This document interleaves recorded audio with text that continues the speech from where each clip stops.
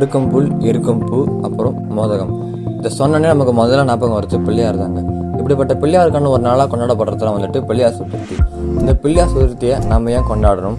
அதுவும் கரெக்டாக இந்த ஆகஸ்ட் மிடில் அப்புறம் செப்டம்பர் மாதத்தில். இந்த ஸ்டார்டிங்கில் வந்துட்டு என் பிள்ளையார் சதுர்த்தியை கொண்டாடிட்டு இருக்கோம்.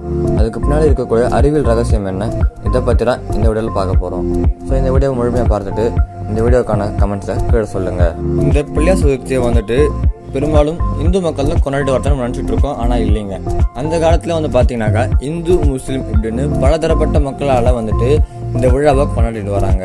அப்படி கொண்டாடினாலும் வந்து மராத்திய அரசர் சத்ரபதி சிவாஜி காலத்தில் தான் வந்துட்டு இந்த பண்டிகை வந்து ரொம்ப ஃபேமஸ் ஆகுது. தன்னோட ஆட்சியில் இது ஒரு பிரதான பண்டிகையை அறிவிச்சு இந்த பண்டிகையை எல்லாரும் கொண்டாடுற மாதிரி செஞ்சவர் சத்ரபதி சிவாஜி தாங்க. அவருக்கு பின்னாடி சுதந்திர போராட்ட வீரர் பாலகங்காதர திலகர் தான் வந்துட்டு இந்த விநாயகர் உருவத்தை பெரிய சிலையா செஞ்சு அதை ஒரு பெரிய விழா போல கொண்டாடணும் அப்படின்னு முன்னிருந்து செஞ்சவர். ஸோ பிரிட்டிஷ் காலத்துல கூட்டம் கூடுறதுக்கு வந்துட்டு தடை விதிச்சிருந்தாங்க.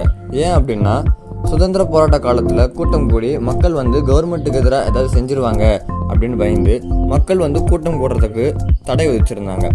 ஆனாலும் வந்து வெள்ளிக்கிழமை தொழுகை, அப்புறம் ரம்ஜான் பண்டிகை, இது போல விழாக்களுக்கு வந்துட்டு அவங்க தடை விதிக்கல. ஏன் அப்படின்னா இது வந்து மதம் சார்ந்த ஒரு சில விஷயங்கள், இதில் வந்து நம்ம தலையிடக்கூடாது அப்படின்ட்டு இருந்தாங்க. அப்படி நடந்த விநாயகர் சதுர்த்தியில பெரும்பாலான மக்களை திரட்டி பெரிய விழாவை கொண்டாடி அதில் போராட்டத்தை பற்றி சொல்லி மக்களுக்கு வந்து விழிப்புணர்வை ஏற்படுத்தினார் பாலகங்காதர திலகர்.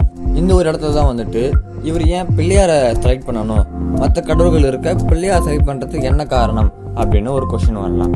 ஏன் அப்படின்னா அந்த காலத்துலேயும் வந்துட்டு பலதரப்பட்ட ஜாதி இனம் அப்படின்னு பிரிக்கப்பட்டு அதில் எல்லா மக்களும் வந்து கும்பிடக்கூடிய ஒரே கடவுளாக வந்துட்டு பிள்ளையார் தான் இருந்தாங்க. அதனால தான் அவர் பிள்ளையார் சதுர்த்தி செலக்ட் பண்ணாரு. ரெண்டாவது விஷயம், ஏன் பிள்ளையார் சதுர்த்தியை ஆகஸ்ட் மிடில் அப்படி இல்லைன்னா செப்டம்பர் மாதம் ஸ்டார்டிங்கில் கொண்டாடுறோம் அப்படின்னு கேட்டிங்கன்னா, தமிழ் மாதத்தில் பார்த்தீங்கன்னா இது வந்து ஆவணி மாதத்தில் வரக்கூடிய ஒரு பண்டிகை. ஸோ ஆவணி மாதத்துக்கு முன்னாடி வந்து பார்த்தீங்கன்னா வந்துட்டு ஆடி மாதம்.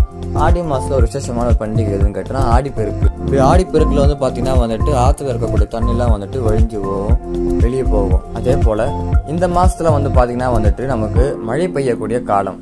இப்படி பெய்யக்கூடிய மழையை வந்துட்டு நம்ம நீர்நிலைகளை சேமிச்சோம் அப்படின்னா வெள்ளம் ஏற்பட்டு வெளியே போகக்கூடிய தண்ணியை சேமிக்கிறதுக்கு வந்துட்டு நம்ம களிமண் வந்து ரொம்ப யூஸ் பண்ணோம். அதுக்காக தான் வந்துட்டு விநாயகர் சதுர்த்தியை நம்ம கொண்டாடிட்டு இருக்கோம். விநாயகர் சதுர்த்தி எப்போ பார்த்தீங்கன்னா வந்துட்டு களிமண்ணால் செஞ்ச விநாயகரை நம்ம வழிபடுவோம். அதை வழிபட்டு ஒரு 3 நாளுக்கு அப்புறமா வந்துட்டு ஆற்றுல வந்துட்டு நம்ம கரைப்போம். ஏன் 3 நாள் கழிச்சு நம்ம கரைக்கிறோம் அப்படின்னா வந்துட்டு அந்த களிமண்லாம் வந்துட்டு ஃபர்ஸ்ட் ஸ்டார்டிங்கில் முதல் நாள் பார்த்தீங்கன்னா வந்துட்டு கொஞ்சம் ஈரப்பதமாக இருக்கும். அதை நம்ம அப்படியே ஆற்றுல குளத்துல அதை போல போட்டோம்னா வந்துட்டு அந்த நீரோட நீராக வந்துட்டு களிமண் கரைஞ்சி அப்படியே போயிடும். இதுவே ஒரு 3 நாள் கழிச்சு பார்த்தீங்கன்னா வந்துட்டு அந்த களிமண்லாம் இறுகிடும். அப்போ நாம் அந்த களிமண்ணை ஆற்றுல போட்டோம் அப்படின்னா வந்துட்டு தண்ணியோட அடிச்சுட்டு போகாம அது வந்து தண்ணி கடியில் போய் அந்த மண்ணோட வந்து கொஞ்சம் இறுகும்.